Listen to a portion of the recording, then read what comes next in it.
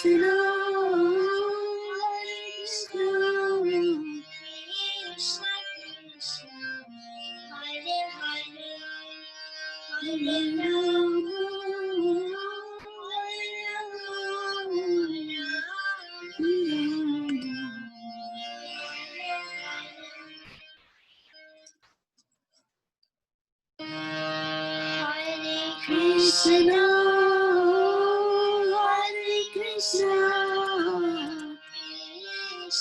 Krishna, Hare Hare,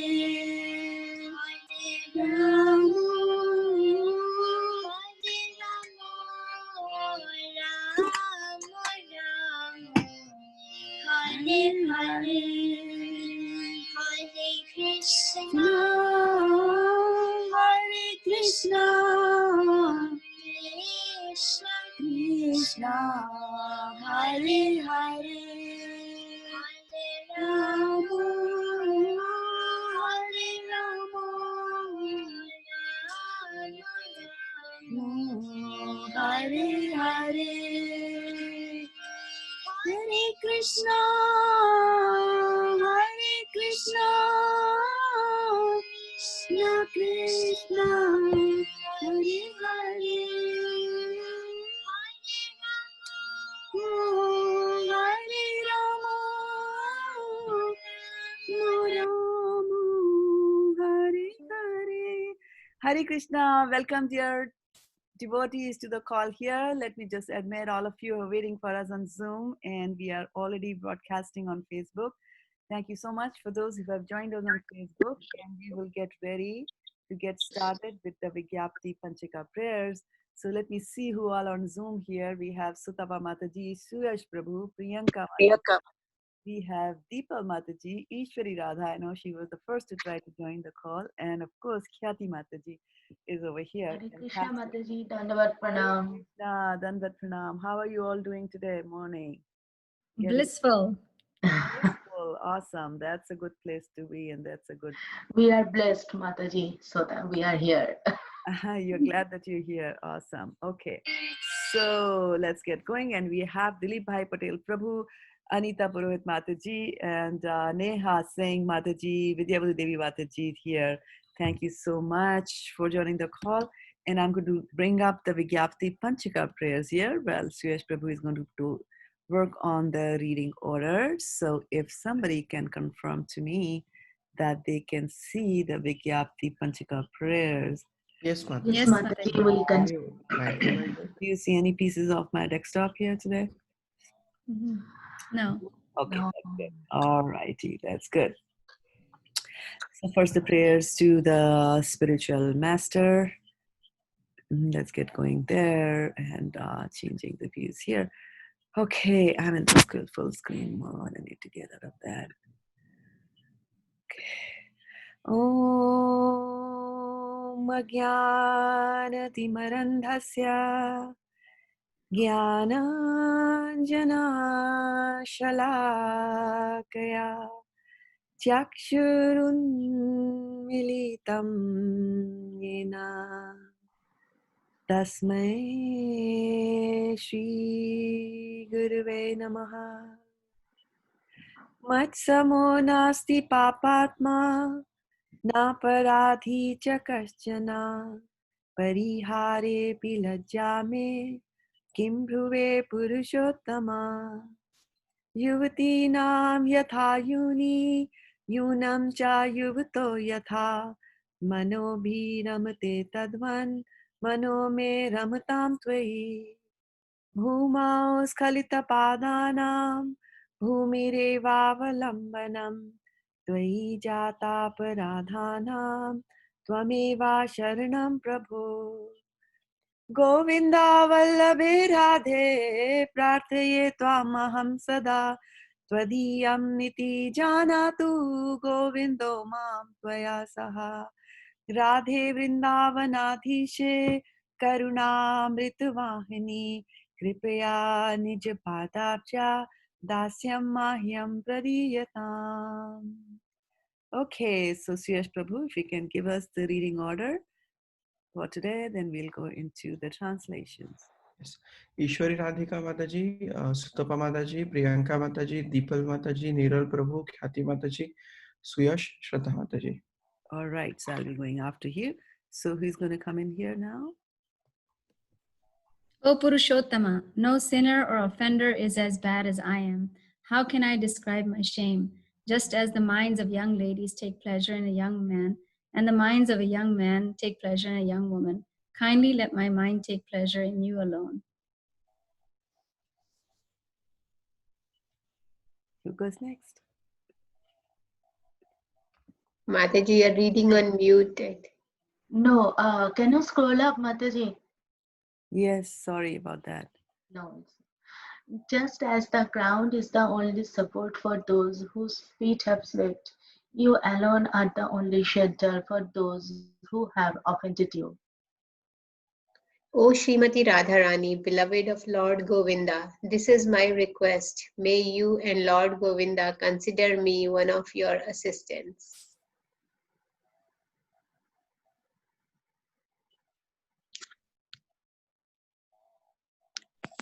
O Srimati Radharani, O Queen of Vrindavana, you are a river flowing with the nectar of mercy.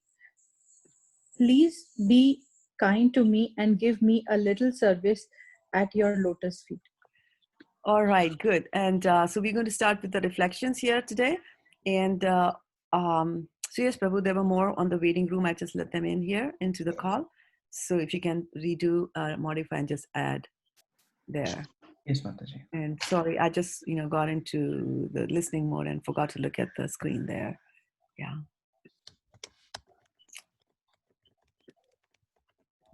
Okay, so let's get going. Reflection time. Hare Krishna Mataji. Hare Dandavat Krishna, Pranam. Vachana Mataji, Preeti Radhika Mataji, Garima Mataji. Sorry to have kept you waiting. So, Mataji, reflection that just like the person who has fallen on the ground is the only support. Same way, you are the only support for those who have offended you. Yes, yes. So when I'm not offending Krishna, then also he's my support. And after I offend him and fall down, then I can only fall down on him for good support. Yes, very good. And how are you doing on your goal? Yes, Mataji. On So it? far, okay. So far, so good. Okay, good, good. Very good. Keep going. Yeah. Just as minds of young men are attracted to young women and vice versa, let my mind be attracted to you, my dear Krishna. Okay, that's a good prayer. Karunamritvahini. After a long time, Khyati Mataji got that, right? Okay. Yeah, Karunamrita Vahini. Give me a little service at your feet. Give me a little service at your lotus feet, right? First you find the right boss, Karunamrita. She's full of Vahini. mercy, and then you go and work for them. Isn't it nice to be working for Radharani? If she was your boss. Khyati, if you go to your office today and see instead of your boss in that cabin, Radharani Yes, sitting. that would be wonderful. I would come back home then. Okay, yeah. All right, and I think Suyash Prabhu has got something up for us here. Okay, that's good. Yeah, but we'll continue with the reflections. Those of you who are watching us on Facebook, please feel free to join us, which includes now Namasya Mataji as well, and of course our Achyuta Radhe, and she says, let my mind always dwell upon you. Yes, that's a good one. And Karuna Amrita Vahini, that's also trending on Facebook today. Okay, very good. What else? Anybody else wants to share? I surrender unto your lotus feet, Mother.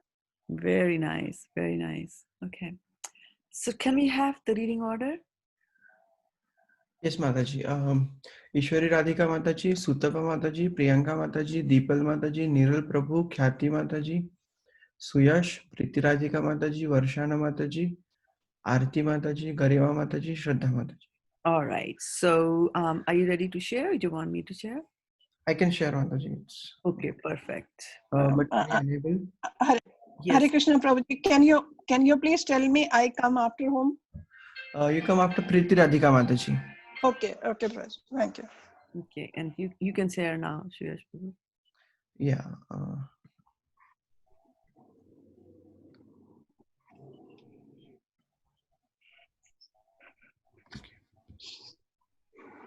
Contents of Gita summarized. Text 1. Sanjaya said, seeing Arjuna full of compassion, his mind depressed, his eyes full of tears, Madhusudana Krishna spoke the following words. The Supreme Personality of Godhead said, my dear Arjuna, how have these impurities come upon you? They are not at all befitting a man who knows the value of life. They lead not to higher planets but to infamy. O son of Pritha, do not yield to this degrading impotence. It does not become you. Give up such petty weakness of heart and arise, O chastiser of the enemy. Arjuna said, O killer of enemies, O killer of Madhu, how can I counterattack with arrows in the battle men like Bhishma and Drona who are worthy of my worship? It would be better to live in this world by begging than to live at the cost of the lives of great souls who are my teachers. Even though desiring worldly gains, they are superior. If they are killed, everything we enjoy will be tainted with blood. Nor do we know which is better, conquering them or being conquered by them. If we kill the sons of Dhritarashtra, we should not care to live. Yet they are now standing before us on the battlefield. Now I'm confused about my duty and have lost all composure because of miserly weakness. In this condition, I'm asking you to tell me for certain what is best for me. Now I am your disciple and a soul surrendered unto you. Please instruct me. I can find no means to drive away this grief which is drying up my senses. I will not be able to dispel it, even if I win a prosperous, unrivaled kingdom on earth with sovereignty like the demigods in heaven. Hare Krishna. Text 9. Sanjay said, having spoken thus, Arjuna, chastiser of enemies, told Krishna, Govinda, I shall not fight, and fell silent. O descendant of Bharata, at that time, Krishna, smiling in the midst of both the armies, spoke the following words to the grief-stricken Arjuna. Hare Krishna. Text 11. The Supreme Personality of Godhead said, while speaking learned word, you are mourning for what is not worthy of grief. Those who are wise lament neither for the living nor for the dead. Never was there a time when I did not exist, nor you, nor all these kings, nor in the future shall any of us cease to be.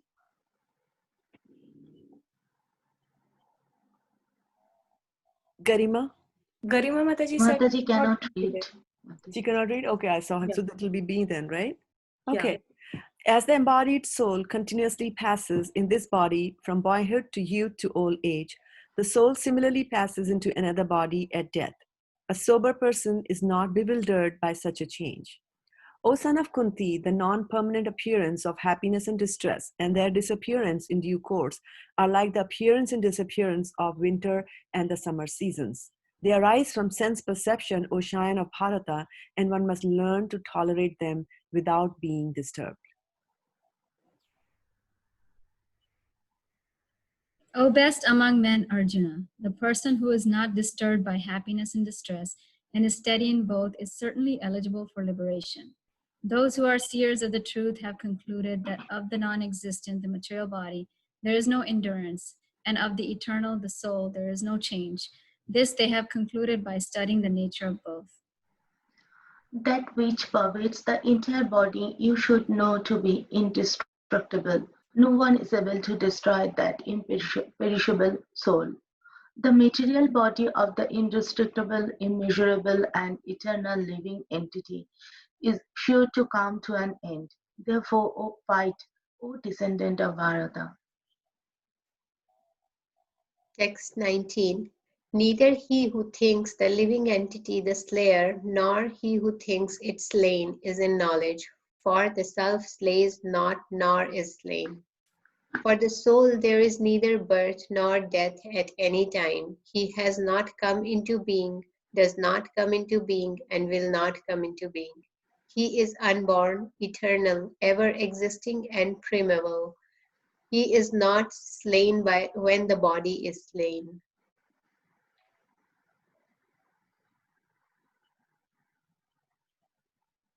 Ipal Bhabi, your turn to read. Yeah.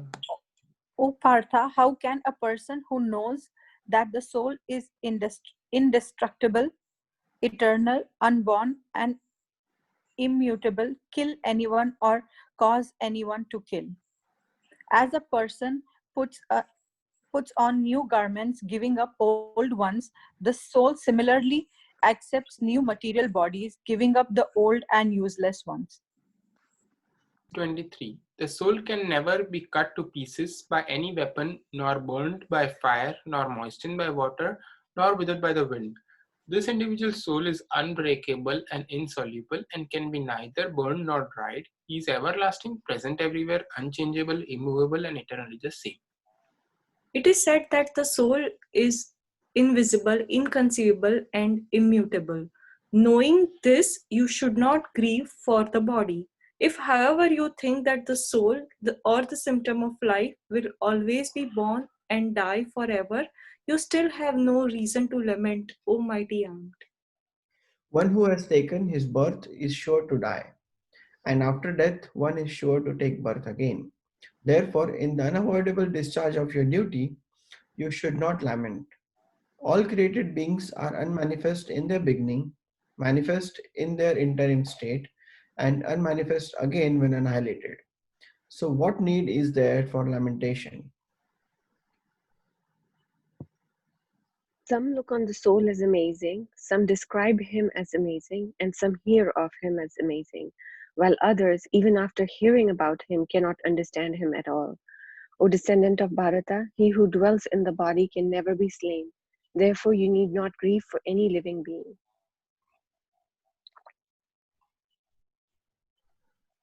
Hare Krishna. Considering your specific duty as a Kshatriya, you should know that there is no better engagement for you than fighting on religious principles. And so there is no need for hesitation. O Partha, happy are the Kshatriyas to whom such fighting opportunities come unsought, opening for them the doors of heavenly planets. Hare Krishna. Hare Krishna, text 33. If, however, you do not perform your religious duty of fighting, then you will certainly incur sins for neglecting your duties and thus lose your reputation as a fighter. People will always speak of your infamy, and for a respectable person, dishonor is worse than death. The great generals who have highly esteemed your name and fame will think that you have left the battlefield out of fear only, and thus will consider you insignificant. Your enemies will describe you in many unkind words and scorn your ability. What could be more painful for you? O son of Kunti, either you will be killed on the battlefield and attain the heavenly planets, or you will conquer and enjoy the earthly kingdom. Therefore, get up with determination and fight. Do thou fight for the sake of fighting, without considering happiness or distress, loss or gain, victory or defeat, and by so doing you shall never incur sin. Haribol. Haribol. And let's see what Shreya's Prabhu is going to bring us today. Verse number 11. Awesome. Thank you, Prabhu. And whose turn is it? Might and Mataji. Very nice. Shri Bhagavan Uvacha Ashochan Anvashuscha Tvam Prajnabadam Chavashashe Gatashun Agastashamscha Nanushojanti Panditaha. Very nice. Okay, and who's going to give us the synonyms? Priyanka. Shri Bhagavanu Vacha, the Supreme Personality of Godhead said, Ashochan, not worthy of lamentation. Anvashochaha,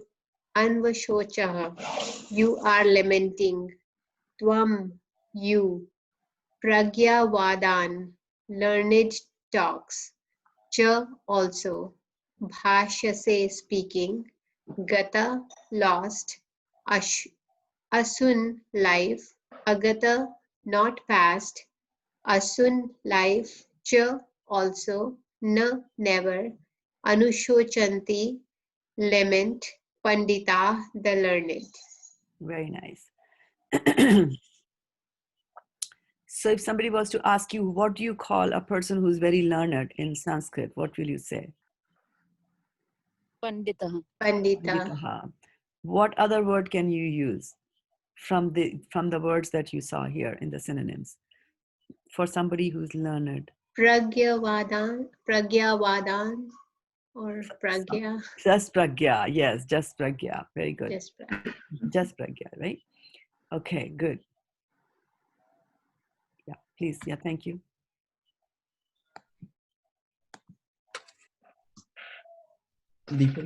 Yes. The Supreme Personality of Godhead said, while speaking learned words, you are mourning for what is not worthy of grief. Those who are wise lament neither for their living nor for their dead. Purport. The Lord at once took the position of the teacher and chastised the student, calling him indirectly a fool. The Lord said, "You are talking like a learned man, but you do not know the one who is learned.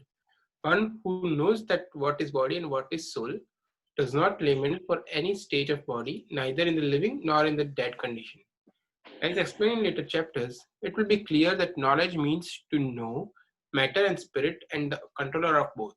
Arjun argued that religious principles should be given more importance than politics or sociology, but he did not know that the knowledge of matter, soul, and supreme is even more important than the religious formularies. And because he was lacking in that knowledge, he should not have posed himself as a very learned man. As he did not happen to be a very learned man, he was consequently lamenting for something which was unworthy of lamentation. The body is born and is destined to be vanquished today or tomorrow. Therefore, the body is not as important as the soul. One who knows this is actually learned, and for him there is no cause for lamentation, regardless of the condition of the material body. Hare Krishna. Hare Krishna. Okay, so you can stop sharing and come up for sharing your reflections. Anything that you read from this verse as well as from whatever you read in chapter number 2. Those who are on the Facebook, please feel free to join and give your comments, reflections. Real knowledge is. Go ahead, Mataji. We're so eager to share. Yeah. Sharing is caring. Real knowledge is knowing the difference between matter and spirit and the controller of both. Very nice. Mataji, I like this one that Arjuna argued that religious principles should be given more importance than politics or sociology or any other things. Yes, yes. And then Krishna says, knowledge of matter, soul, and the supreme is even more important than religious formularies. Yeah, yeah. Mataji, I thought there is like dualities exist everywhere, right? There is matter and a spirit, and our lamentation is because of this duality, right? That we think we are the body, and that's why all the attachment to the body exists. But we have to understand that we are soul, and because we are attached to the body, that's the biggest barrier of realizing that we are soul. So, and Krishna is showing the path that between the matter and a spirit, there is a knower of the both. So to know ourselves as that knower and which is surrender to Krishna is really important. Yes, to know who you are and then surrender to Krishna, right? Very nice, very nice. Yes, this world is duality. And then as you mentioned that, even before that, this world is full of dualities, hot and cold, sour, sweet and sour like that. But even before that, there is duality there. There's a matter and then there's the spirit there. Yeah. Mataji, the knower of the both here is referring to Krishna. Is that right, or is it referring to ourselves? What do you say? I think it's Krishna because I don't know if we know both. You know your body, right? Right now you know your body, but at some point in time you can know yourself also. Okay. Right? Brahma Bhuta Prasannatma. When you when you realize yourself, and then, you'll become happy. Brahma Bhuma Pasannatma, Avidya Vinay Sampane, Brahmane, Gavi Hastini, Shuni Cheva Swapakecha, Pandita Samadarshina. So again, we're talking about the Pandits over there. And so they self-realized soul, right? Self-realized soul will now know both of them. Now the difference is, as we are now here, right? So we understand to a certain extent about our body and about our mind, right? What we don't understand is other people's bodies and other people's minds, and thankfully so, right? But Krishna knows all of them. So chapter 13 of Bhagavad-gita will tell you, the knower of the body, right? So you are still seated in the body at some point in time because of false ego. I'm just not even aware of the soul, right? How many times are we aware of the fact that we are a soul during the day, right? Most of the time it's just the body that's dominating us. And then, but through suitable practice, you will reach a stage of self-realization where, where in the Bhagavad Gita, again, it says that, you will see the self in the mirror of the mind, right? So you will see yourself there once all the dirt on the mirror has been removed. And then what do you do after you know that you're the soul, right? So Brahma Bhuta Prasannatma na shochati na kankshati. So this shochati, which is this is 18.66, right? And we have started here 2.11. And so there is then even before that, Arjun has started to do the lamentation. He's lamenting. But here Krishna is clearly saying, Ashochiyan anavashochastvam. So he's saying that, you are lamenting for what is not worthy of lamentation, right? So he's talking about lamentation. And then, of course, for all the rest of the chapters, he's somehow or the other, be linking to the lamentation that Arjuna is feeling till we come to 18.66, where Krishna is going to say, Sarv dharman parityajya, mam ekam charanam braja, aham tvam sarva papyabhyo mokshyami samasucha. And then before that, 1854, he's saying that Brahma Bhuta Prasannatma na shochati na kankshati. So once you have realized, and as Khyati Mataji pointed out, that because of the duality and because of the fact that you think that you are this body, all our grief comes from that, right? When was the time you got up in the morning and you said that my soul is, soul is, feeling a little pain over here. Pain is in the body, right? Like that. So all our griefs will come, like coronavirus. We're scared that our lungs will get the virus, right? We never said that the virus is going to get our souls, right? Because it cannot get the soul. Krishna will talk more about that in the subsequent verses there. So you can. Is spirit is equivalent to energy, but soul is the higher ladder of that, right? No, not necessarily. People use the term synonymously sometimes, Yeah, that's why it is confusing. Spirit, but yeah, Prabhupada explains, right? Matter and spirit, and then the knower. Yeah, soul. yeah. So it's used in many different ways and, different contexts by different people to mean. So, Mataji. No, Hare Krishna Mataji. In actuality, one who knows that the body is destined to vanquish and the soul is permanent, he is the only learned person. I really like this point here. Very good. Very good. Priyanka, you were asking a question, or Khyati Mataji, one of the two of you? Yeah, Mataji, I was asking that, because you mentioned that we have never woken up saying that my soul hurts. And I was thinking, so then the days when we are like, hurting what we call my heart, or like I'm sad, or so that's my mind which is hurting and not soul. Is that right? No, the mind does present the idea, and because the soul. And so when I said that you don't get up in the morning saying my soul is hurting, for example, when I get up in the morning, my feet are hurting, my hand is hurting, I slept wrong, my shoulder is hurting, like that. I was saying that your soul doesn't hurt like that, but soul has got feelings. So those feelings, when hurting soul, okay. Soul is feeling it, yes. So there are two types of feelings. There are gross feelings, and then there are subtle feelings, right? So gross is that somebody comes and punches me, so 1 hour, 2 hour, the hurt will be there. After that, you okay. Yeah, that's why I remember, like my Nanima used to say that, like, किसी को दुख नहीं देना है because उसकी आत्मा को दुख. Yeah. आत्मा को दुख नहीं. Yes, the soul feels, because soul is sentient. Soul is sentient. The soul feels, That's why we say that, when somebody somebody is bereaved, right? Somebody dies in the family. You don't go and tell them that that's not the time when you tell them about Sankhya Yoga and tell them about matter and spirit, and that's fine. It doesn't matter your dad died, in any case, he was the body only, like that, because the soul is still feeling. So you have to give them complete support at that time. I had like different experience in my family. Like my sister was immediately, should we read second chapter first, then reading 15th chapter. So like when my uncle passed away just few days ago, and she's like, yeah, this is giving us like lot of understanding of how to behave towards that soul and not lament for what has happened. Yeah. So your sister is at that level, right? She's your sister. What else can we expect from her, right? You're a Pandita. She's a super Pandita, right? But not everybody will be in that receptive mood to take whatever teachings we are going to give to them, right? Unless they are like Arjuna, who has surrendered to Krishna, right? Arjuna says, Sishyas deham shadi mam tam prapannam. So he has said that, okay, I'm your soul, surrendered to you. I'm ready to listen. So this is again...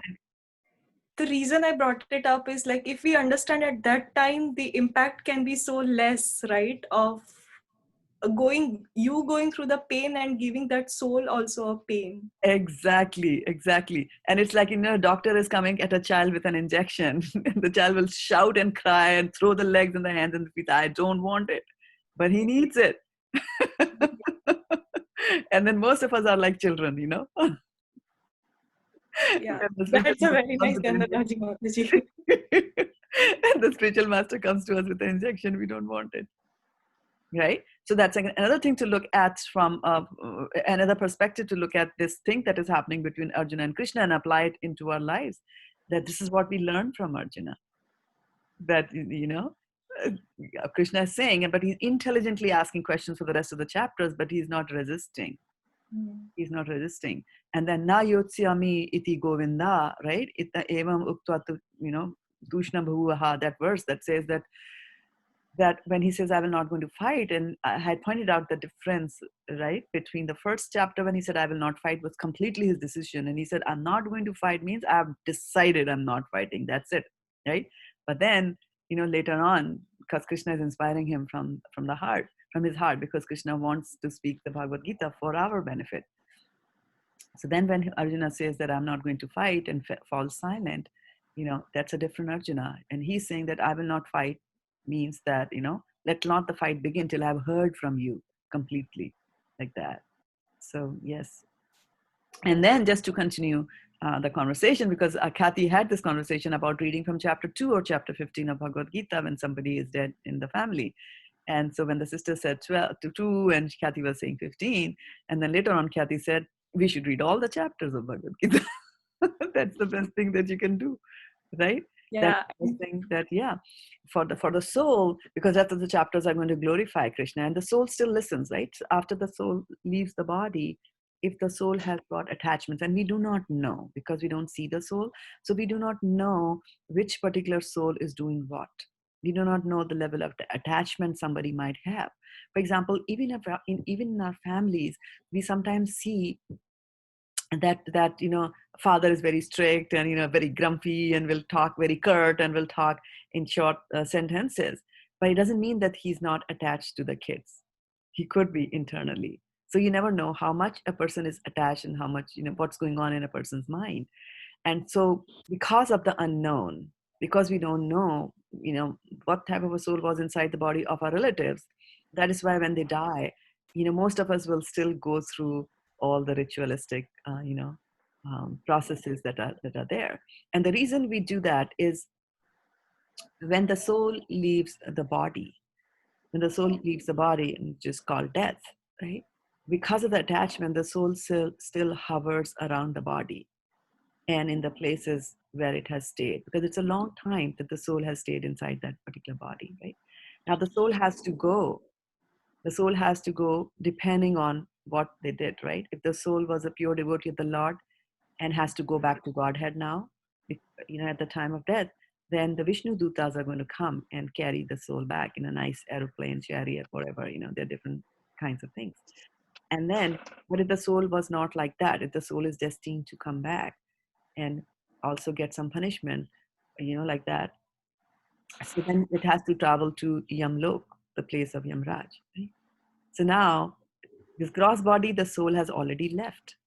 If he used to use this gross body, the soul was using this gross body to go from one place to another place, right? It is situated in this body. When the body moves, then you go from one room to another room, from one city to another city, from one country to another country. The soul is traveling like that, right? When confined in the gross body. Of course, there are other places also the soul can travel, but that's another thing. So what I'm trying to point out here is that after you have left the gross body, then how will I travel? So the soul still needs some kind of a body. It needs some kind of a body to go to Yamlok. And that body takes a little time to form. And the soul has been accustomed to living in this body, this gross body that you see, and it's taking time for it to get another body. So at that time, the soul is very confused. It's almost like somebody takes me out of this house and throws me out. And I don't know where to go. I have to look for, and it's raining. So I have to look for a shelter somewhere, right? The soul also has got to do that. So that's why during the, 11 days or 12 days that the ceremonies happen in a home. So people do a lot of prayers, etc. in the home, and that is to help the soul, right? So that is why if you're reading all the chapters of Bhagavad-gita, then it's okay. That you're reading all Sometimes we heard that the soul wanders, means roaming around for 1 year. Is it true? No, it's not wandering around. It takes it that much of time to reach Yamlok, like that. And again, there's no hard and fast rule. It depends on what the situation is. So our operational research person, Krishna, has decided, what's going to happen and what's not going to happen, So it can go to many destinations, but that's what it said, that it takes that much of time. That's why you have the yearly Shraddha ceremony, people, right? Right.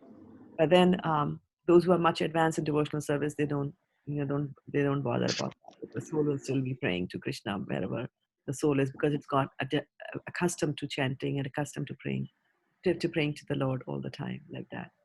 So yeah. So again, like I was saying, that it doesn't matter whatever type of body that you have, once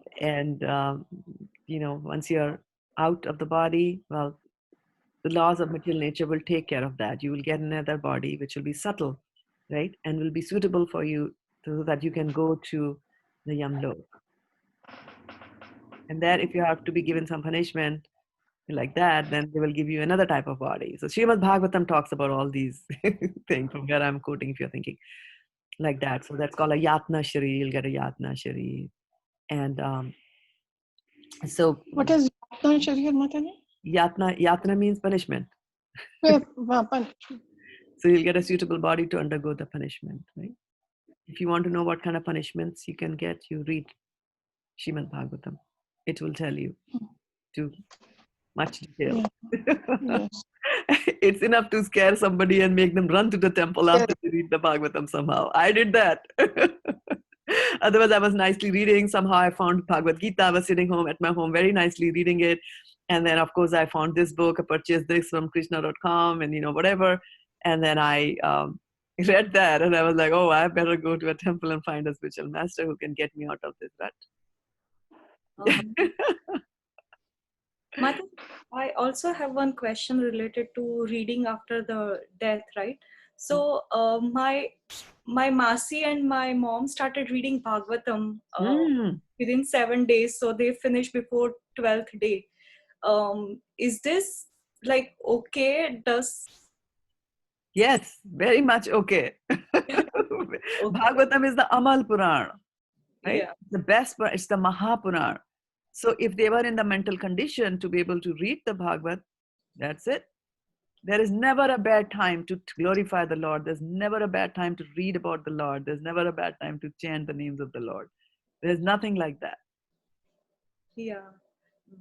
Because right? they feel that, I mean, I don't know why, but they think that where his head was there, like when he passed away, they should light a lamp and if they do like a video call, he will be able to hear it. And we were like, he can hear it from here also, right? Like when you say.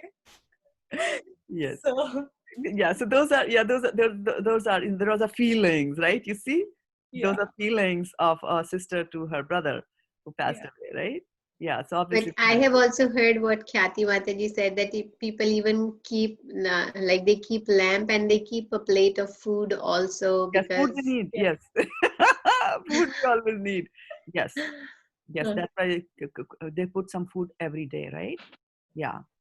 Yeah, and like me and my sister were discussing that we are doing all these things. Is this like really Smashan Vairagya, or are we going to continue this for our benefit? Can your sister come and join this call? I We'll will, make sure that she attends every day. Yeah. yeah, I will ask her. Right now, her like her mother-in-law is in hospital in Detroit, Oh, so okay. Okay. yeah, so that's why she's a little busy. Yeah. So Smashan Vairagya, yes, definitely. It gives you a boost, right? Smashan Vairagya is a boost. It's like I took some steroids. Smashan Vairagya is the steroid for your devotional service, isn't it? Somebody dies, Yeah, then we remember like, but then how quickly we go back. yeah, Quickly we go back, quickly. I mean, it happens all the time. Like before exams, when you're sitting down and you're cramming, and it's like, oh, there are 18 chapters. I didn't even touch any one of them, and we are like, oh my goodness. And then what is the resolution at that time? I will never do this thing ever again. I will study properly, and it never happens, right? Again, next exam comes, and the same thing happens in our life also, right? Same thing happens. This is how Maya operates. This is how Maya operates, right? So yeah, and going back to your comment about the mom wanting to read at that point and things like that. So those are emotions, and you let them do it. What's the harm, right? When you are saying that you can read it, he will hear it if I read it here in USA, and mom is saying no, she needs to read it when wherever he passed away, which is also a place from where he'll read. So there's a change also that needs to happen inside ourselves. And Prabhupada gets such a nice we used to give Prabhupada was always super smart. He's my hero. He used to say, like when people come and say God is everywhere. So, I don't think you need to go to the temple to pray to him. And Prabhupada used to say, yes, and that God is everywhere. And that means he's in the temple also. So what's wrong if I'm going to the temple to pray to the Lord, right? So the same thing, same thing applies here. You can pray to God anywhere. So, you can do the prayers for a dead person anywhere. Well, yeah, we want to do it in his room, do it in his room, right? So again, so that's the subtle way of handling other people's emotions. Like the soul is sentient, the soul is feeling, so let the soul feel, right? And that and the Krishna Katha will purify the soul. You might not be able to see it, it might be imperceptible, but definitely the change will happen. Every time you read from the Bhagavad-gita, every time there'll be some change in you. You might not be able to measure it immediately, but over a long period of time, you will notice the difference. Like, that is why there's always a gathering when somebody dies in a family, there's always a gathering, and people come together, and they talk about that man, and then they bring a priest and he talks a little bit about the Bhagavad Gita. So okay, fine, the grandfather died, so you all come together. Grandmother died, you come together, right? Then uncle start dying, you come together. Then siblings start dying, you come together. And if you're unfortunate, the kids start dying, you come together and listen to Bhagavad Gita, and then it gets etched in the brain, and not brain, in your mind, like that, over and over again. So that is why to do work in a community, to live in a community is a good thing to do, right? I was just talking to somebody yesterday, and they had a stepmother, and but very nice stepmother. And then the father died. The stepmother said that you should perform all the ceremonies here in this home where your father died. And this man had to go from USA to perform the ceremonies, and he did not get along well with anybody else in the family. And the reason was they thought that they had killed the father, like that. So you can imagine having to go and perform all these ceremonies for your father, and you're suspecting others in the family have killed him. to go there, to be there, and what emotions. But he just stuck to one thing. He said, my stepmother, who was very loving to him, he said that my stepmother said that here is where he lived, and here is where all the people who knew him are. And so when we have the ceremony, all those people will come. If you have it in some remote city, who knows him and things like that. And so the mother-in-law is looking from stepmom is looking from the perspective of, and the fame of the husband, and others will come and we'll have a big gathering. And I was talking to him from that perspective, and he was asking whether I did the right thing or not. And I was saying, absolutely, you did the right thing from the preaching perspective, right? Somebody is dead, and he knows 500 people. 500 people will come to the funeral. They all listen to Bhagavad-gita. And that is what the essence is, right? So give up those emotions for a little while. That how do I step into the house where I think people had killed him? Either you get into a litigation and then go down that and pay a large amount of money to the lawyers to get all that and get into that fight, or you preach, like that. So there are so many aspects and so many angles from which you can look at these things like that. Yeah. Hare Krishna Mate, I want to share one experience. When my mother passed away, that was 1991 December. And second day when I got up, I reached there on the second day. And when I went to her room in the morning to where she used to live, in Mataji, I saw Krishna standing there. That was amazing, Mataji. I have never seen that kind of a statue I saw. Now, I have never seen that kind of a statue. Beautiful. It was there. And I came out and I told my brother that I don't know how, but I think Krishna is there inside the room. And he too went inside and came out. Mataji, what does this mean? I have not been able to understand what it was. Yeah, even I'm not able to understand what it But is. it was Yeah. amazing scene, Mataji. I can never forget that scene. Who knows? Don't know. Yeah, who knows what happened there? Yeah. Let's hope you saw Krishna.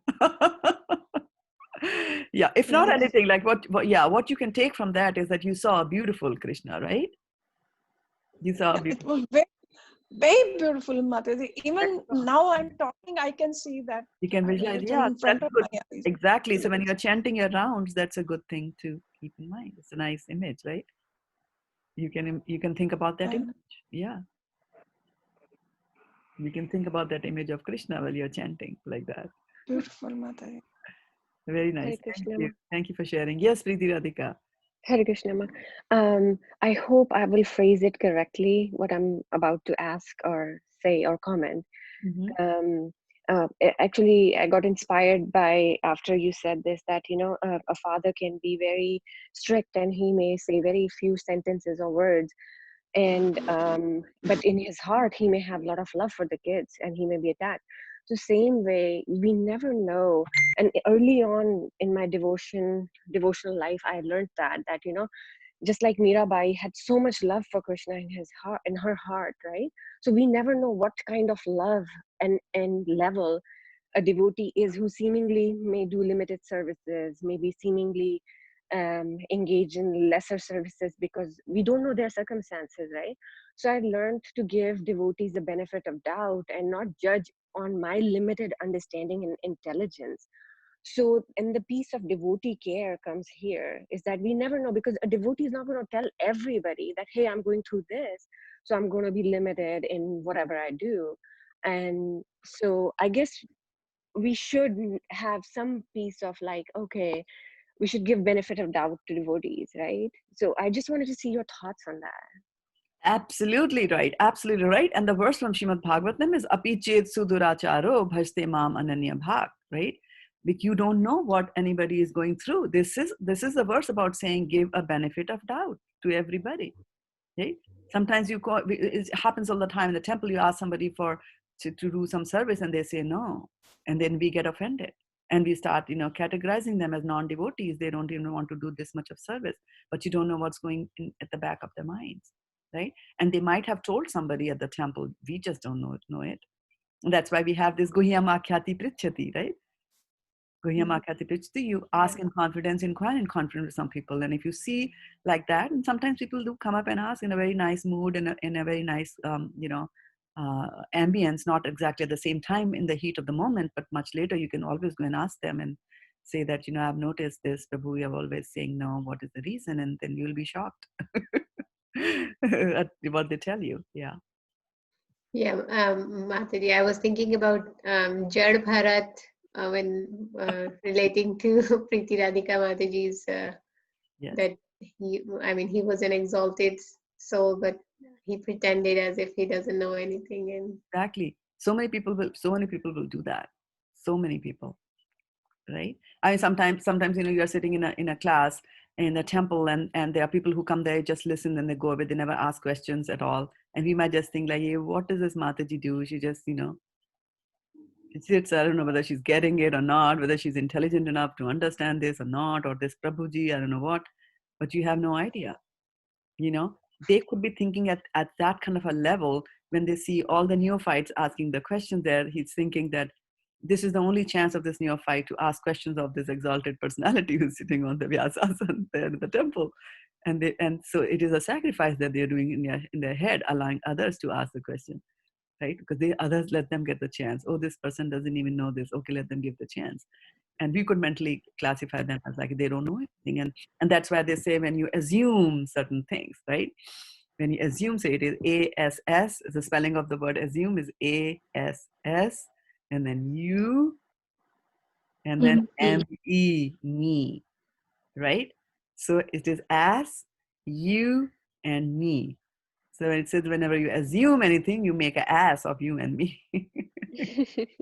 So we have to be careful. Yeah. So these are the subtle thought processes, Preeti Radhika, that start going into the mind of a devotee. And this is exactly what is called as Cheto Darpana Marjanam. What exactly is Cheto Darpana Marjanam? You just don't go and spray something and then start, wiping on the mirror of your mind. The mirror of your mind gets cleansed when these kinds of good thoughts start coming into your head. And so I have to be very careful of what I speak, what I walk, what I talk, like that. And this is the question Arjuna will ask in this chapter later on. Sitapagyasya kya bhasha, right? How does he talk? What does he walk? So yes, never Thank you so much, give ma'am. others a benefit of doubt, right? Give others a benefit of doubt, right? For example, it happened in our congregation. It happened that somebody did one service, and so there was this person who was organizing a service, and she used the service of the other devotee to do that particular service, and then the first one wanted the second devotee to do it again and again and again, but the second devotee could not do that because was not feeling well. So now this person, instead of had a little doubt, like, is this person saying no because doesn't want to do this service, or does he have some problems? So then that first person came to me and did Guhyam Akhyati Prichit, inquired in confidence and said, is that person, saying no just like that, or what's the deal there? Or is it the person is really sick? And I happened to know that other person was really going through some medical situation, right? They really could not. They were in a lot of pain. So you can't do a lot of service when you are in pain like that. So you see how all these verses from our various scriptures kind of come and join together. At one end, we are taught Guhyam Akhyati Prichiti, and then later on, Brahma Bhuta, Prasannatma. You go into the spiritual plane, but they are still living on the material plane. So you have to apply, the rules of how to live properly while in the material body, like that.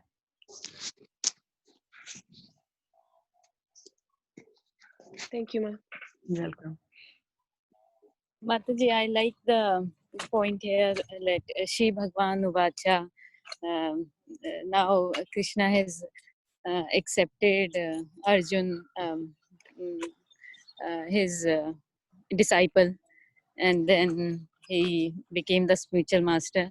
And Prabhupada very nicely said that Krishna is indirectly saying Arjuna fool. So we have so many dualities, like Khyati Mataji pointed out, and all the time it really it's make the life difficult. And if we have someone to guide, okay, either I should do office work or do my chanting, which one to choose, or so many dualities at every step.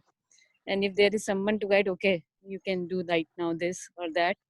So it is really helpful and easy for our path of devotion. Yes. Thank you for bringing that point up, because a lot of people just say that Prabhupada is there, and Prabhupada wrote the books, and he wrote fantastic books. I will read the books and I will read it myself. Or they might just say that I don't need a spiritual master. Prabhupada is my spiritual master. No doubt about that. Prabhupada is a spiritual master for everybody, just as Krishna is the Jagat Guru. So Prabhupada is his representative, so he's the Jagat Guru. But then, as Garima Mataji so rightly pointed out, but who's going to answer your questions? Prabhupada is not here, right? So you need somebody close to you in a body who can talk to you like that. So it is important for you to have a guru who is there in a body, because we are in a body. And Krishna says in the 12th chapter of Bhagavad-gita, Klesho adhiktaras tesham avyakt asakta chetasam avyakta hi gatir dukkham dehavadbhiravaprati. So he's saying that it's very difficult to concentrate on one which doesn't have a body, doesn't have a form. Why? Because you have a form. You can understand only that language of the body language, right? If there is some, voice that is coming, and there's no guarantee also Prabhupada will come and talk to you, right? Like that. So yes, a very, very nice point. So what else about Krishna having taken him as the disciple? Arjuna as the disciple. What else is Krishna doing? He yelled at him. That's a very American style of saying that. But he did that, isn't it? I mean, not only yelling, I mean, it was downright insulting, right? What do you think? Is Klabhyam Masma Gama Partha? Yeah, he called him impotent. Right? So what's the deal there? What's the deal there? Sometimes like your spiritual master or your elders or your mentors have to almost shake you up, like, hey, get out of this. What are you thinking? So Krishna is pretty much doing that by calling him, like for a Kshatriya, calling him impotent is like the worst slap. So it's almost like he gave him a slap to just like snap out of it, kind of a thing. Yeah, verbal snap, right? And he is continuing. First you call me impotent. Okay, it's a bodily thing. I can still understand. And now you come and say, Pragyavadam sabhashate. Ashochiyan anavashochasam. Pragyavadam sabhashate. Right? Gatasun ati gatasunsa. Nanu sochanti pandita. Right? So now you're lamenting for the dead and all that, but pandits don't think about that. Right? So he's scolding. So there's this famous verse that we all grew up, right? Guru Kumar Shishya Kumbh hai, right? Gad gad gade khot, antar bah sahar de, bahar bhai chot. So the analogy that is given is that the disciple is like an unbaked pot of clay. Disciple is like that. And what does the spiritual master do? The spiritual master puts a hand inside that unbaked pot, and then will give a few slaps from the outside and give it a shape like that, right? It'll make it a nice circular shape. So from the outside, it'll look that he's slapping, but then there is a support system which is there inside. And only when the slaps and the support are there, both of them together, can the pot come to the right shape. Right?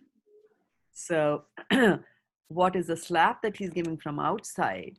The slap he's giving from outside is calling him Klabhyam, right? Calling him Anarya, right? And now calling a Pandita in this one, right? You're talking like that and things like that. But the real support system from inside is coming, right? Right from the verses that follow and will go all the way up to 18.66 when he will give him the complete support and he's saying that Sarv Dharman Paritajya Mam Ekam Sharanam Vaja. Come, fall on me. I'm going to support you throughout, right? So the spiritual master also does the same thing there. So he's going to give him support. And Ashochian Anavashochastvam, right? So he's saying that you are lamenting for what is not worthy of lamentation. Why? Because he is on a bodily he's on a bodily platform. Yes, we know that Arjuna gave a very fantastic speech in the first chapter of Bhagavad-gita as to why he should not kill. And anybody looking at that from on a material plane will be completely floored. They'll be very happy, completely impressed why there should be no war at all, ever, like that, right? And rightly so. But Krishna is actually going to make Arjuna walk his talk. He has talked of so many things. He's talked about benefits for the human beings, right? What's going to happen to this? What's going to happen to families? But then just thinking about what's going to happen to the family because the earning member of the family is dead is one aspect of looking at the situation.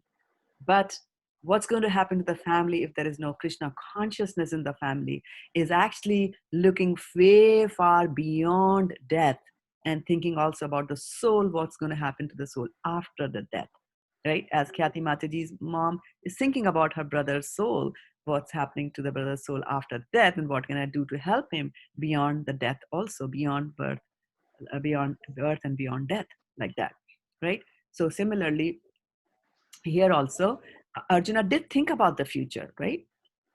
Where was Arjuna thinking about the future? In chapter 1. When he says that the Striya are going to give, if the men die in the battlefield, the Striya are going to be widows. And then if they're widows, then the kids have no, father. Yes, right? And then also that community projects will be lost. Look, Unwanted progeny, Mataji. Unwanted progeny, Varna Sankara, right? Yeah. Unwanted progeny, Varna Sankara. Srishu Dishta Suvarshineya Jayate Varna Sankara, right? Utsanna Kul Dharmana, right? If the Kul Dharmas are finished, then what's going to happen? Look, the Pundo, the Kriya, all the Shraddha ceremonies will fall, then our ancestors will fall down, right? So he's talking about the future, what's going to happen in the future. But that kind of a futuristic looking is not looking far out enough. We might think that he's done his homework. He's looking all the way over there, right, to the far, but he's not looked out far enough to say that what's going to happen to them after the death, right? So Arjuna has got emotions. There are a lot of emotions in Arjuna. These emotions have gone to that level that he is crying. He's a Kshatriya and he's crying. So he's so emotional at that particular point in time, right? And how did he describe? He described that to Krishna, thinking he is my friend. He confided in his friend. And what are the things that he said from chapter 1 about his condition? His Gandhi was slipping. He said the Gandiva was slipping, yeah. Gandigam samsate hastad. His mouth is drying. Right, his mouth was drying, right, like that. So one of the things also. Hair standing on the end. Yeah, hair was right. Romanch. Roma harshasya jayate. Gandivam samsate hasta, right? Tyaktita paridahyate. This is very important thing. Tyaktita paridahyate. His temperature was high. And then here, Achyuta Radhe Mataji is saying that I really like the way Krishna chastises Arjuna, right? And yes, and then building upon that point that Mataji is saying. Okay, so so when we sorry, I lost my thought process. Yeah, so Achyuta Radhe Mataji was saying about he really liked the fact how Krishna is chastising his disciple. So another thing, one analogy that I gave was of the unbaked clay pot and how the spiritual master is going to pat from outside, but will also have a hand inside to support, like that. like that, right? And another analogy is that you could be analogy of a blacksmith or even a goldsmith, right? So what do? They first heat up the iron. If you're trying to shape something, you're trying to give a shape to a block of iron, you put it into the fire. And then when it becomes red hot, that's the time that you strike, right? So you strike when the iron is hot. That's why they say, because now it is more malleable. So Arjuna is hot. His temperature is high, right? He's saying taktata paridahyate. This is the right, because he's full of emotions, right? Like that. All that needs to be done is that Arjuna has to raise his emotions. Arjuna has the right emotions, but they're not enough.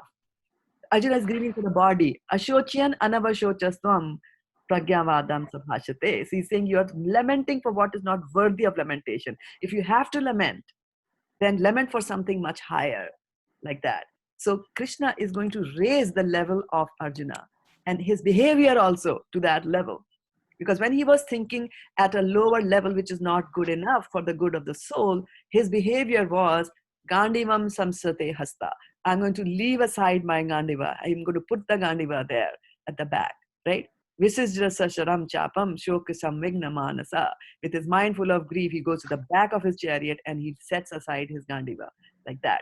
So that is his behavior. And that is because of the level of his emotions. But his level of emotions, Krishna is going to raise them to a higher level through this spiritual knowledge, where now he's going to think about, now he's going to not lament about the body. You have to lament about the soul and what is the job of the soul, what's the duty of the soul, you know. And walking down that particular path, he used to say that these bad people have to be annihilated. So the same Arjuna is going to fight the war. So his emotions will be rise at a higher level. Now he's caring for the soul and not for the body. And then his behavior also will come up to that particular level where instead of, setting aside the Gandiva, he's going to pick it up and he's going to kill his own grandfather. He's going to kill his own teacher, like that. Right? Now, we are not saying that you go and kill your grandfather and your teachers like that. But, this is the story. This is history, right? This is how it happened to show us like that. So yes, the emotions and a spiritual master sometimes, when you are at that particular stage, when you're so flustered.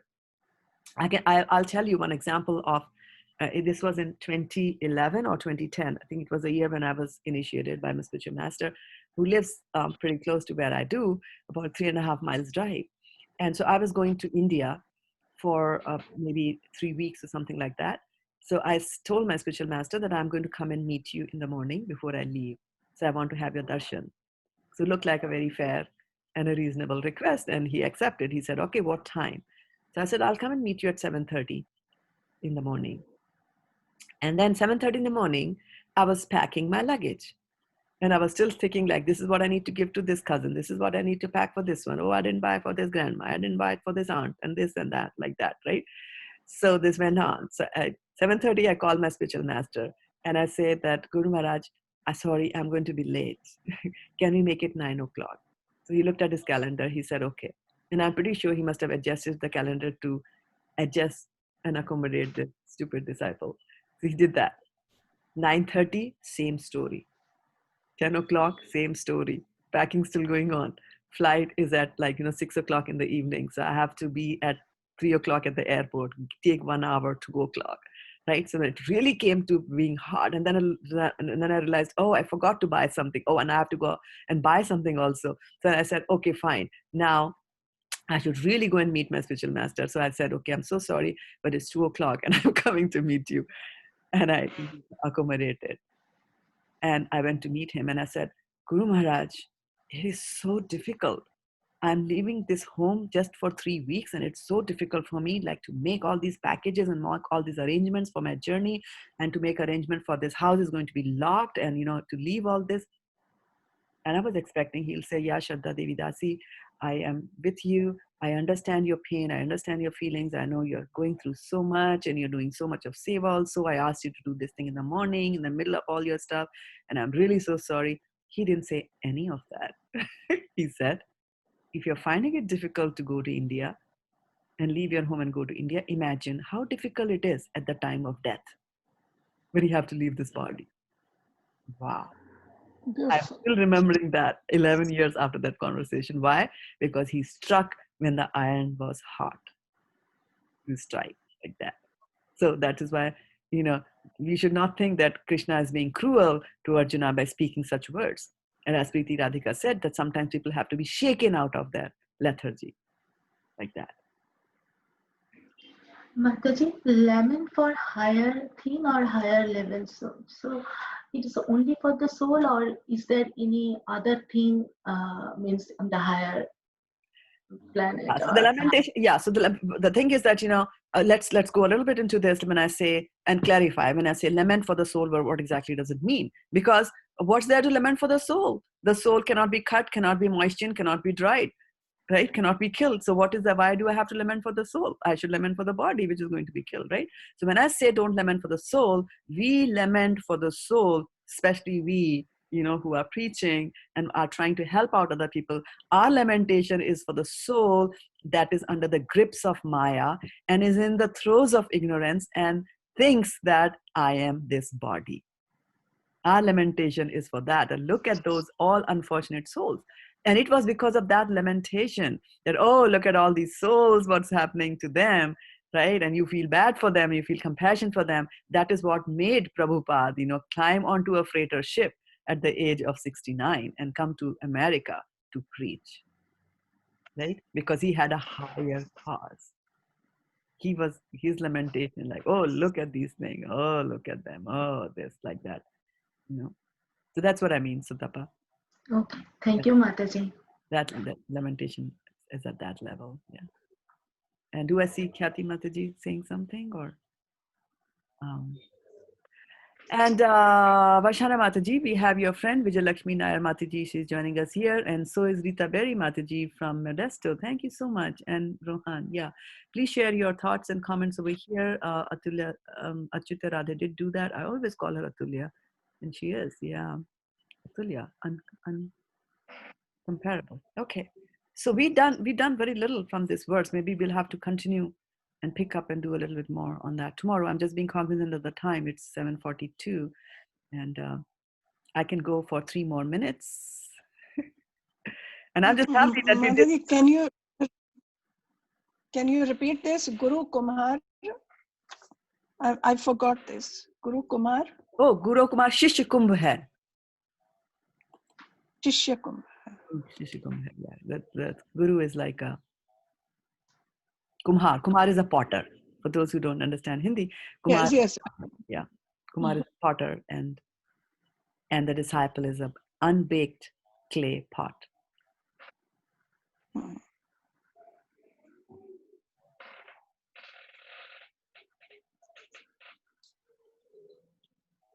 Thank you, Mother. You're welcome. Yeah.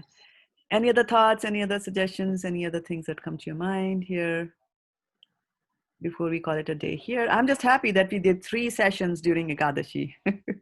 Yesterday's Bhagavad-gita, yesterday evening's Bhagavad-gita, Yes. and then today morning's Bhagavad-gita. Yes. And it will be time for most of you to break your fast today. Yes, Mother. Session is also considered Ekadashi. Say that again. Today's morning session is also considered Ekadashi. Yeah, till I break my fast, right? Yeah, so Ekadashi breaking fast time is till, I think, 10:30, or it's a long time today, right? Yeah, till 10:42. 10:42, yeah. So the extra, yeah. Extra things. And so thanks to all my family and friends for joining the class. It's a great pleasure to see you all here. Hare Krishna. This is fantastic. Please continue every day is what Achyuta Radhe is saying. And so you see, this is what Devotee Association does for you. That she's just now called you family. Right? So these are the bonds, and this is the best bond that you can have. I was talking to one of my godbrothers yesterday, and we talked and we finished up the conversation. And after that, he was thanking me, and he said that you are better than my real sister. And I said, of course, I'm your god sister. So these relationships which are there, between devotees, because they're at the level of God. So these relationships are always much more higher. Higher. Yeah, because they're based on a very sound ground. Our relationships of having a real sister is based on the bodily concept, right? And the things get even better when your real sister becomes your God sister. Wow. Case in point, Miss Shraddha-devi Dasi is watching here as well. Yes. Yes, Mataji, I realized that yesterday evening means when I was on the call alone and suddenly there was no sound. So I was feeling so alone. So I was planning to join the Zoom because everybody was there. And then it was like almost 10:25 at our time. So I said, okay, from next week, it will be better to join through Zoom. Very good. Very good. Yes, yes. Devotee association, seeing each other's faces, it has its effect. And the Yes, best thing that you can do is to look at the devotee's face. That's the best thing, right? What do people do? They will have a picture, like in my days, people used to have a picture of Bruce Lee, all the muscles and all that stuff, or some film actress. So that I get up in the morning, I will see. I knew a person in my company here, where I used to work here. There was a person, and he had a room, and in one room he had an altar on this side. He was a big Amitabh Bachchan fan, huge fan of Amitabh Bachchan, and so he had his pictures of all the deities over here, and bang opposite on the other wall he had a picture of Amitabh Bachchan. I was horrified when I saw that. And then he was joking, but he said that, when I'm standing in front of my deity and when I'm, how they do, he was from a part of India where they stand and you just rotate in your place. Like, you go do like that and you do the 360 rotation, and he was laughing and he's saying, you know what, when I'm doing 360 rotation to the lords over here, I'm actually also doing 360 rotation to Amitabh Bachchan on that side. Now, I'm not against Amitabh Bachchan. I like his acting like that, but no, better know who is God. Don't go to that extent, right? Don't go there. Yeah, we make Hollywood, Bollywood stars, politicians, scientists. We make them our object of worship. Our only object of worship is Krishna. Do remember that. Mataji, just in this case that the Krishna is the only object of worship. So how can we handle the who? Means I don't know. I'm asking this question so many times, but how we can handle the non-believer? How do you handle the non-behavior? Depends on the non-believers, right? Depends on the level of the non-believer. Depends on your relationship with the non-believer. And how did Prabhupada handle it when he came to this continent of so-called non-believers? It's not that they were all non-believers. There are many following other religions also, which is good. But there were many, right?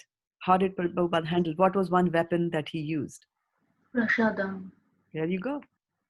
But if they are not around you, so then you cannot offer that. And why can you not offer? Don't you offer, and don't you order food from Amazon.com? Doesn't food come to your home? That's right. It can come. I had a friend, her mom was in Texas, and she was in Seattle, and she was Mexican. And so, Mexicans make very nice tortillas. And so they're not like others who go and buy it from a grocery store, right? So tortillas, for those who don't know what's tortilla is like a chapati, a Mexican chapati. And so her mom, being a true Mexican, she knew how to roll out the chapatis and make them. So she said, yeah, my mom makes 36 chapatis and she sends them to me. I said, what? How can don't the chapatis go bad? Like the tortillas go stale while she's shipping them like that? She said, yeah, she will send them UPS overnight. So if you have a desire to ship prasadam, you can arrange for prasadam to be shipped. If that person is in India, there are others, somebody in India who will be willing to do that for you. And be creative and get some non-perishable prasadam, right? There are a lot of prasadam that will stay for a long time without being perished. And Mataji, what I do for those, I just pray, and I pray to Krishna with my heart that please take care of them and give them your mercy too, like you gave Absolutely. it to me. I mean, very good thought. I want to share it with them. Yeah. Yes, Hare Krishna. I would So Sutapa Mataji, I would like to just add that Giraj Maharaj said that to this, like on dealing with your relatives or family members or even friends that are not into Krishna consciousness yet, the best advice he gives is two things. And lately on his classes, he's been repeating this a lot. First thing he said is we all are seekers of happiness. So stay happy. And then second thing he says is that deal with them nicely. So that with your personal example, you are encouraging them to ask, what do they have that I don't have? And how do I get what they have? So just wanted to mention that. Very nicely said. Thank Yeah. you, Mataji. This is like His Holiness Giriraj Swami Maharaj ki gems of nectar drops of nectar that we get every morning through his beloved disciple, Yes. Priti Radhika Mataji. Yeah, this is what devotee association means, that now your network is increasing, right?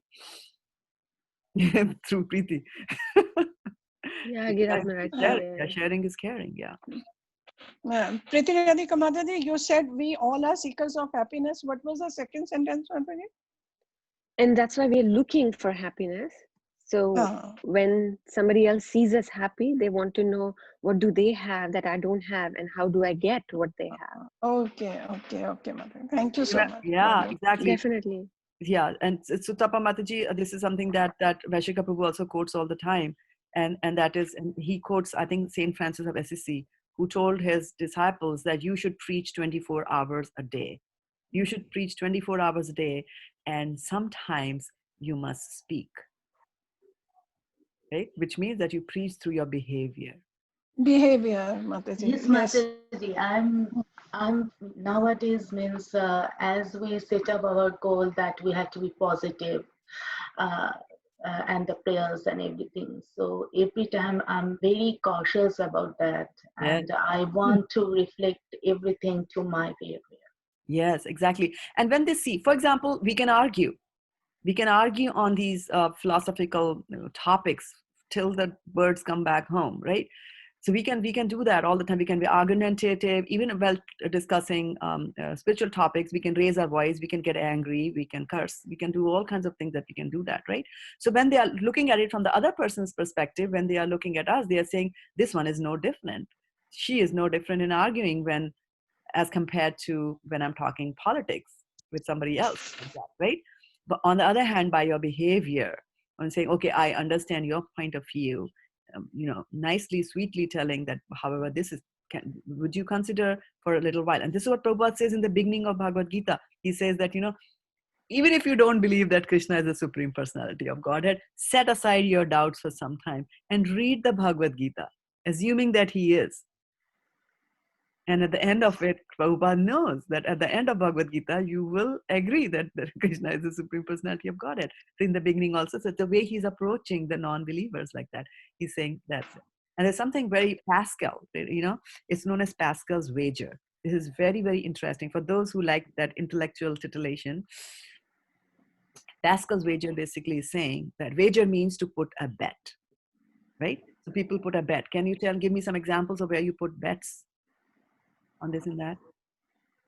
One example. Horse race. Horse race. Yeah, horse race. Exactly. So you put a bet on a horse. This horse is going to win or that horse is going to win, and you're putting all your money into that, right? And you will succeed or not succeed depending on the horse, right? So when you are putting a bet, there are two horses on which you can put the bet. One horse says there is no God. And the other horse is that there is God. And you have a choice. You have the free will to choose this one or to choose this one. This one is no God. This one is yes, there is God. So if you believe, if you're betting on this horse which says that yes, there is God, then you will shape your life according to how a devotee of the Lord is going to live. So there'll be rules, there'll be regulations, prayers to be done, rounds to be chanted, things to stay away from, things to do, preach, yada, yada, yada, read scriptures, stay away from this, stay away from that. This is the horse, that is God. And then when the other God over here is that, okay, there's no God. So I will do whatever I like to do. Nobody's going to tell me what I should do and what I should not do. Fine, you had a free will, you lived your life, you put your bet in one of the two horses. But now, after death, comes the reality. Is there a God or not a God? Again, there are two choices. Maybe there is God and maybe there is not God. So let's take the first situation, that there is actually no God. Then this person who lived his life very nicely, he lived his life very nicely, right? This person, he lived with a little bit of a strictness, but then there is no God, so no harm for this guy also, right? So in the first situation, when the truth is that there is no God, then this person and this person both are, didn't lose much like that. Now go to the other situation, the other horse, that there is a God. If there is a God, now let's look at the same two people. This person lived his life assuming that there is God, and there is a God, right? So he's good. He's with the right horse. Now this one who did not believe that there is a God, he's going to suffer because he bet on the wrong horse, right? So Pascal Wager says that it is better you believe that there is God, because then there will be no harm for you. It's very nice, Mataji. Yeah, this Pascal Wager, right? So Pascal was some Pandita.